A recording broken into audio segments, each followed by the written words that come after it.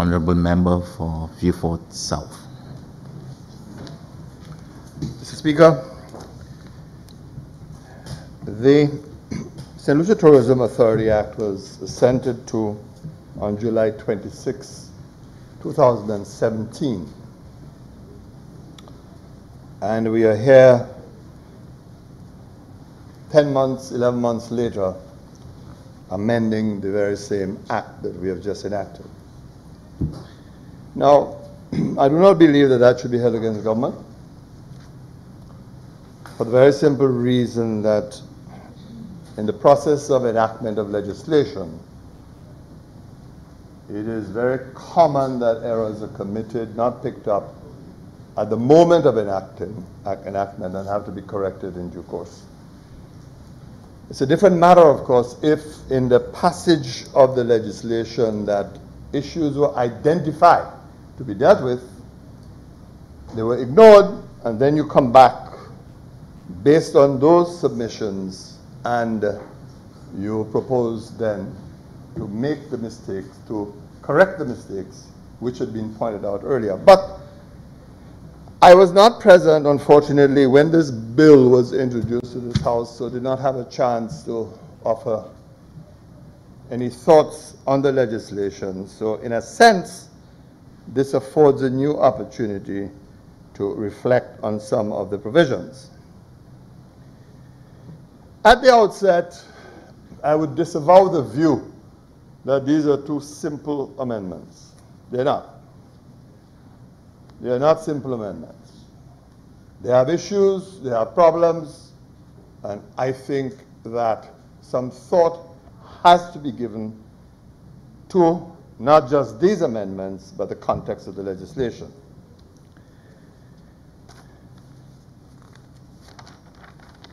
The amending bill says in Clause 3 that Section 7 of the Principal Act is amended in subsection 2 by deleting paragraph C and by substituting the following.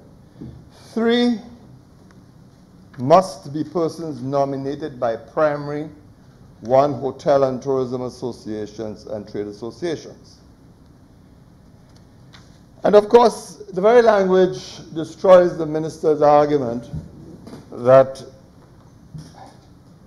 the intention is to depoliticize the process of appointment, because the harsh and clear reality is that they are nominations to the minister.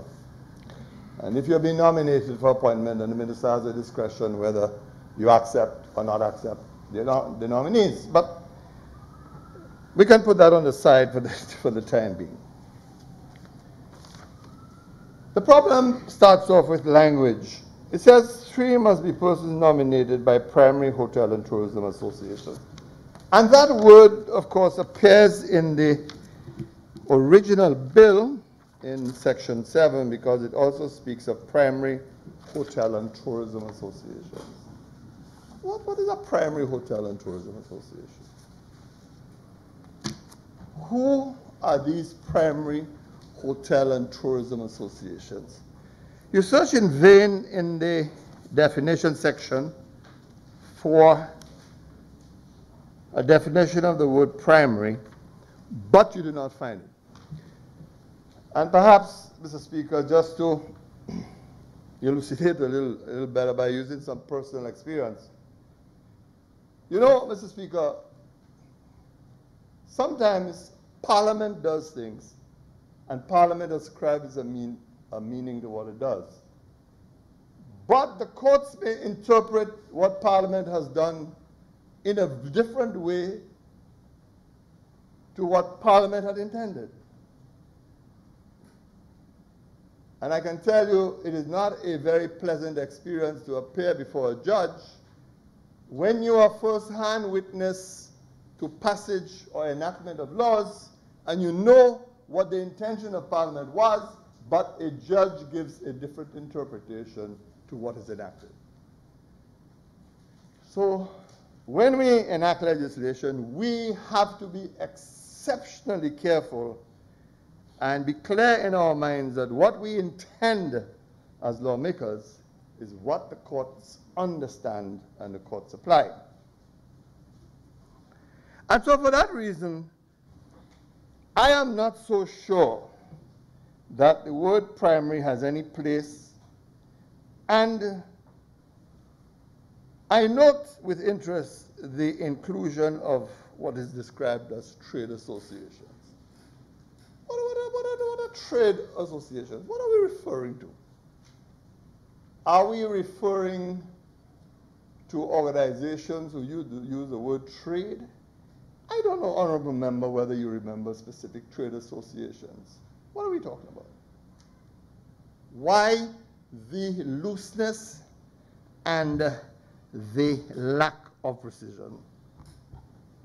I really want to suggest that this proposal be revisited and recast so that we identify precisely what we are trying to say. If it is that you're talking about the Hotel and Tourism Association or the small hotel association, then say so. If you're talking about a trade association, what association, then say so. Otherwise, this is cast at sea and it is left rather loose. Similarly, we see in the amendment section, and I'm looking at clause 3, paragraph C, it says in subsection 4, by deleting the words the primary hotel and tourism associations and by substituting the words the relevant. That is fine, because in that sense, the relevant association takes its color from the associations named or identified before. So I really would want to suggest that this be revisited, notwithstanding what the minister is suggesting. Then the inclusion of a clause 36A is highly debatable. It says, notwithstanding a provision in any law in St. Lucia, the authority is exempt from the payment of any taxes and duties. That has always been a vexed provision, because I remember we met it in Parliament when we enacted new legislation attempting to grant concessions to new hotels. This piece of legislation that I believe reference was being made to earlier on. The question here is this: when we use payment of any taxes and duties, what do we mean? Do we include VAT? Does that language include VAT, and is it intended to give an exemption for VAT as well? The reason why this is important, Mr. Speaker, is this.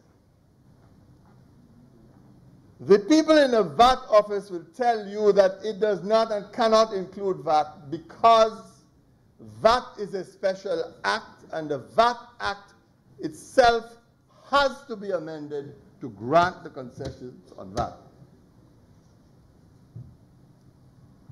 And on reflection over the years, in fact, I'll be very honest and say, when that argument was presented to me, in the end I had accepted that argument, that the way we should have gone with that act granting new concessions was really to go and amend the VAT Act. Somehow it fell through the cracks and was not done. So, Mr. Speaker, somehow, Mr. What is it now? What he has again? Yes, Mr. MBA, somehow it fell through the cracks. So, Mr. Speaker, I would want to suggest that that provision be re-examined to minimize the potential for conflict. It may mean that Parliament may have to make the amendment effective by granting the concession specifically under the VAT legislation because of the way the VAT Act is drafted. Now, Mr. Speaker, that being said, I believe that the opportunity should have been taken to clean up this act. And there may be differences of opinion about the underlying policies and the purposes for this legislation. I think that has already been rehearsed. But there are some very serious issues lurking in this legislation that I believe should have been corrected. I draw the attention of honorable members to section 19 of the Act. And it is perhaps unfortunate that the Amendment Act did not deal with this issue. Look at clause 5. At a meeting of the board, the chairperson shall preside. Or B, if the chairperson is not present, the deputy chairperson shall preside. Or C, if the chairperson or the deputy chairperson is not present, the directors present shall choose one of them number to preside. Seems clear. So, if a meeting is called, the chairperson presides. If the chairperson is not there, the deputy chairperson presides. If the chairperson or deputy chairperson is not present, then the directors proceed with the business and elect one of them. But then look at subsection 6. A meeting of the board is constituted if at the meeting there is the presence of the chairperson or deputy chairperson and a quorum of not less than 5 directors participated in the meeting. Obvious common sense. This collides frontally with the earlier subsection that I just read.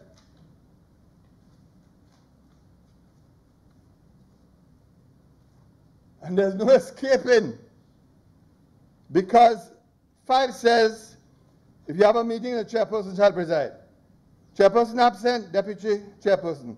If both are absent, the deputies proceed to elect. And then it says, a meeting of the board is constituted if at the meeting there is a presence of the chairperson or deputy chairperson and a quorum of not less than 5.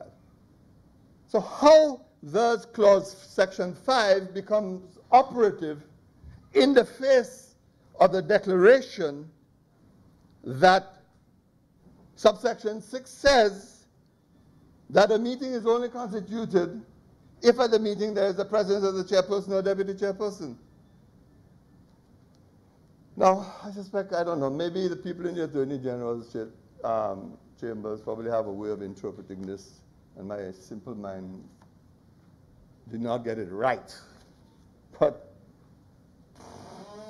I don't understand how we can craft this way, because it seems to me that not only is it conflicting, but it causes confusion.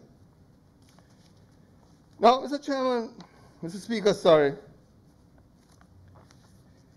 This bill, this act rather, has one aspect of it that is not totally unusual. It's not uncommon. These things happen. Normally, most acts will say that the minister is empowered to bring the act into force by a certain date. Now, sometimes it may say that the minister may bring the act into force in parts or in sections, so different parts come into force, different sections come into force at different times. This bill, and I searched it and I may be wrong, does not say when it comes into force. And the learning from the Attorney General's chambers, at least when I was around, suggests that where a bill does not say or does not make a provision for it coming into force by a specified date of the minister, then it is to be taken that on the bill being assented, it comes into force at the time of assent. That's what I've been advised, even by Office of Parliament on this matter. And it's a good opportunity, if that is not so, for that to be stated. Once we are clear then that this is the case, then we move on to the next stage. The question, therefore, is this authority in effect, and has it successfully repealed the old Tourism Act? Now, why is this important? Mr. Speaker, the minister can correct me. He can simply tell me, no, I'm wrong. It is my understanding that a board of directors has not been appointed under this act. Yes or no? No. The minister has declined to respond. That's very unusual. Very, very unusual. Now, yes, of course, I'd love to hear him rebut. I mean, come on. If no board of directors was appointed or has been appointed, then how does the chief executive officer, whom I understand is Mrs. Agnes Francis, get her authority to act? No, she is not. What? She is not chief executive. Well, what position does she hold? She's not just chair of the whole board. She's chair of the whole board. The whole board. Yes, but how does she get her authority to act? That becomes a question, if there is no board in place. So of course, the member for ancillary canneries was having a good day, was gloating about the tourism figures and the performance, and he was in his element. It's his day. But I'm not going to touch that for the moment. I will leave that for more capable colleagues to do so. We shall put that on the side. I'm more interested in the legal. I'm more interested in the legal dynamics of this legislation. The question is, if there is no board, how then is expenditure authorized under, let us say, Section 32? Who gives the chairman of a non-existent board the authority to engage in expenditure? Now, of course, there might be an answer to what I'm raising. The minister may be able to say in his rebuttal that, look, all the expenditure is being done by the Ministry of Tourism. They're the ones directing expenditure, nothing by the Tourist Board. Because I would want to argue and to say that if the tourism authority engaged in expenditure, then it would have done so unlawfully because it had no authority to do so. In fact, if any expenditure was incurred by the chairperson, Mrs. Agnes Francis, and she gave instructions for that expenditure, the government may well be advised to validate those expenditures which she incurred, because they would have occurred in the absence of a board that the legislation itself had authorized.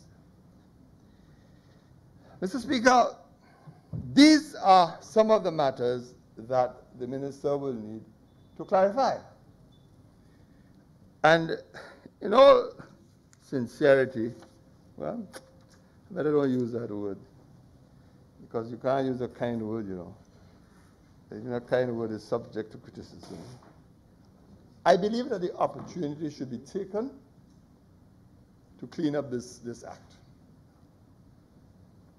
I really believe the opportunity should be taken to clean up this act. To come back to Parliament, resolve the conflicts between various sections,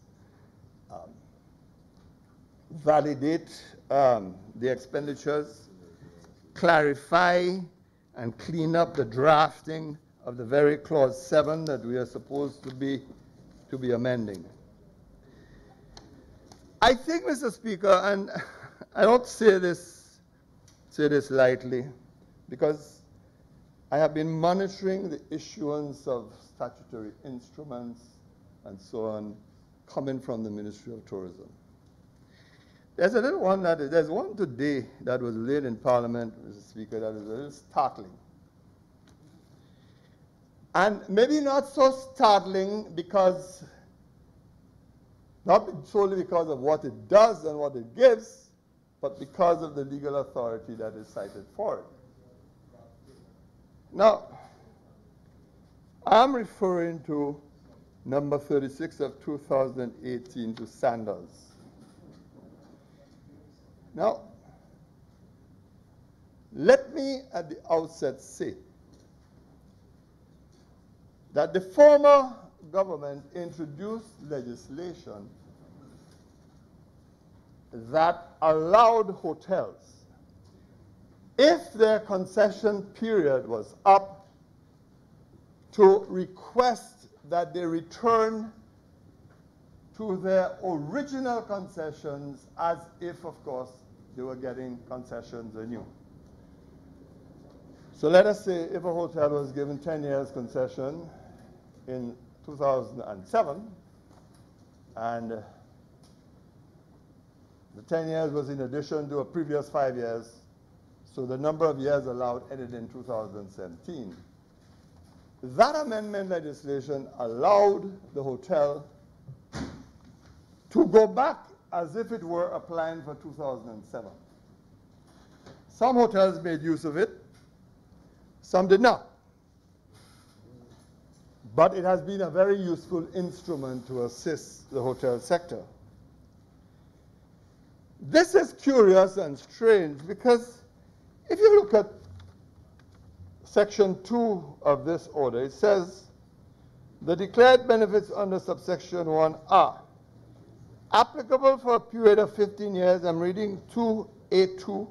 For a period of 15 years, commencing from the 15th day of April 2013 and terminating on the 14th day of April 2028, except in respect of construction equipment, which is applicable for a period of 5 years, commencing from the 15th day of April 2013 and terminating on the 14th day of April 2018. Now, the question, therefore, is this. How is that applicable, backdated by 5 years?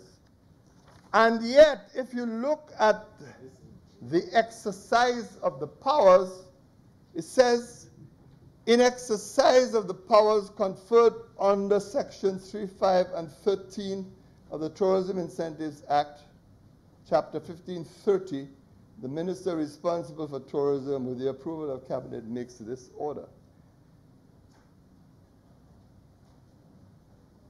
Where in this act does that authority exist to do this?